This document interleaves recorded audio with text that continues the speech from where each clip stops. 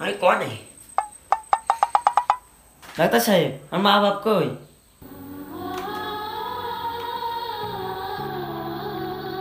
তুই কি ডা ধুর বাড়া, আমার মনে নেই সে ঘুমিয়ে শোধনে সে আমার রুগী রেস্তা।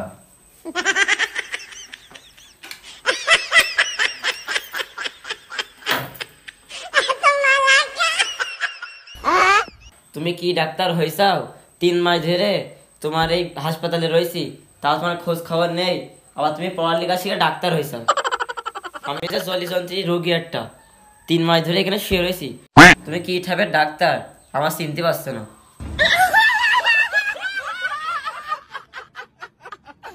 দেখিসাও বড় ছেলে মুসলমানে দিয়ে এখন ডাক্তারের কোনো দাম দিচ্ছে না, অপমান করছে। বাপের আগে মনে হয় উঠে গিয়েছে, বোঝা যাচ্ছে।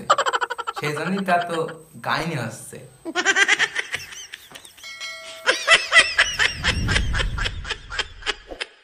এই তোর বাপ মা কই? বাপ মা ডাক দে, আর বেশি কথা বলি বলো তো উল্টো লাগাইছি গুড়াইতে কেটে জানলাতে তোর বেরে করে ফেলাই দেবো।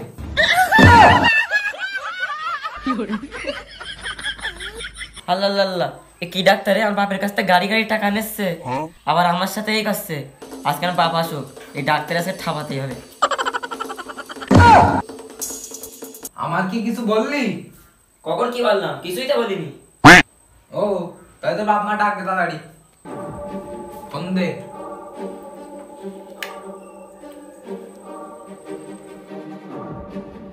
ডাক্তার, তুমি তোমার আমার বাপ মায়ের কাছে খবর দিতে বলছো, তোমার বাপ মা কি আমার কাছে ফোন থেকে গিয়েছে খবর দেবো? তুমি ফোন দিলে আমার বাপ মা আসবে।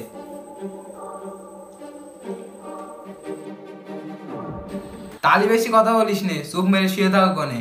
তোর আজকে 3 মাস পুরো নেই গেছে, আজকে আসে তোর ডেলিভারির দিন। তোর বাপ মা আসুক, তারপর তো ডেলিভারি হবে আজকে। এখন চুপ মেরে শুয়ে থাক। ডাক্তার, তুমি যে যন্ত্রপাতি মুছলে, তো ওই যন্ত্রপাতিটা কি করবা?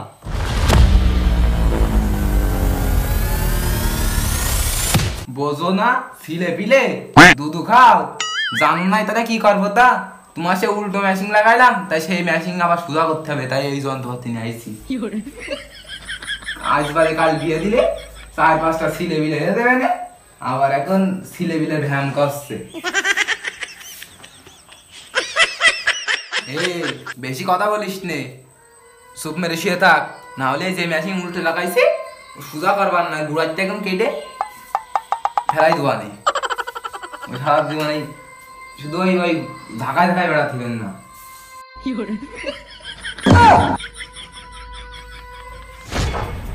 ডাক্তার সাহেব, আমরা চলে আইছি, আমরা কি আসবো?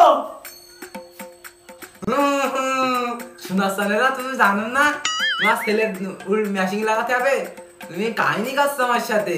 তোমাদের জন্য আজ আমার এই হাসপাতালটাই অচল হয়ে গিয়েছে। তোমার এই ছেলের মানে নুলা লাগাতে যায় আমার 3 বছর চলে আসছে ধরতে গেলে।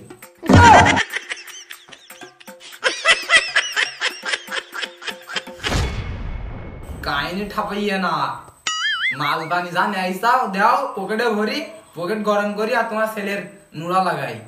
তাড়াতাড়ি আসো। আসো আসো আসো। কি হইলো খোকা? তো নোনার এই অবস্থা 3 মাস ধরে এভাবে দাঁড়িয়ে আছে? হ্যাঁ, 3 মাস আমার খবর নিছাও?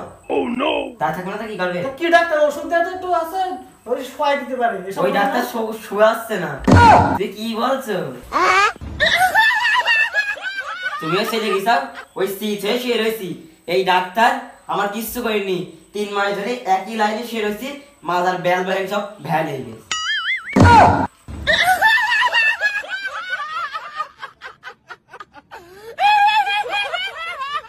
এই উগান্ডার হামান দেখেছিস?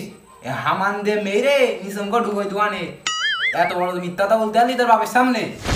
তোর 9 মন সর্ষের তেল দিয়ে তোর টেনে টেনে আমি নরম করেছি, তুই এত বড় মিথ্যা কথা বলতে পারলি তোর বাপ মার সামনে? ডাক্তার, তুমি তো 9 মানে সরষের তেল দিয়ে মালিশ করি চাও, তাহলে তো আমি বুঝতাম, তাহলে তো আমি কিছুই বুঝিনি। তুমি কখন মালিশ করি চাও আর বাপ মার সাথে মিশে কথা বলছো? গাড় মেরেস রে, এ সত্যি পোয়া তো পোক মেরে এত সুন্দর করে পোক মারলাম, তা কোনো পোকে কাজ হলে না রে, সত্যি কথা বললেও দিলে। কিন্তু বুড়ো ছেলের মনে হচ্ছিল এই 3 মাসের মধ্যে মানে আমার মাথার হাড়টা সব ভেঙে দিই। না ধরা দেওয়া যাবে না, সাধু সন্ন্যাসী সাজতে হবে আমার এখন। আচ্ছা দেখছি তোমার ছেলের কোন পর্যায়ে গিয়েছে এখন। এতক্ষণ মানে এখনো ফুল রয়েছে। এই মাল আবার কবে বিয়ে করলে?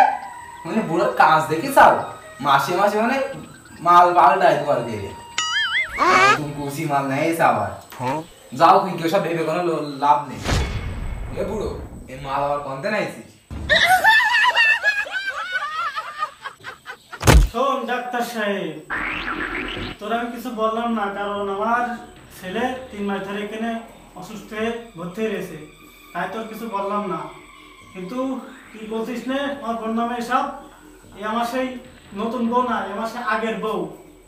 আর তুই যদি একটা ফাইতো কথা বলিস তোর তো কান মান চড়া একদম সোজা করে দেবো, বলে তাড়াতাড়ি করে আসছে আমার ছেলে সুস্থ করে দে, নাইতে আরো 6 মাস সময় লাগতে পারে। তুই না ছেড়ে দিচ্ছিস তো ছেলে সুস্থ করে দিচ্ছি, আমি দেখবো না তুই ধরে রাখলে কিভাবে যাবো?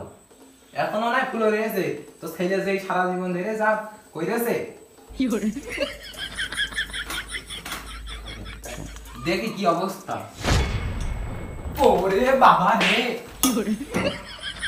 বাবা এই ডাক্তার কি হলে যাও দেখে গেল কেন? ও নো, আর সেটা লাগাবে না?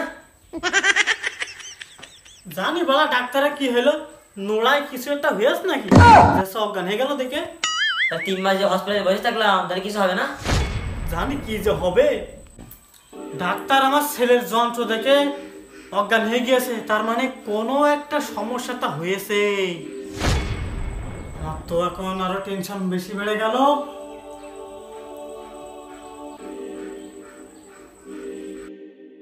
এখন তো ছেলে চিন্তা করতে করতে এখন ডাক্তারের চিন্তা মাথা মধ্যে ঢুকে গিয়েছে, এখন তো প্রেশার আমার মাথাতে ঠ্যাঙের তলে চলে গিয়েছে। ও বাবা, এবার কি কথা?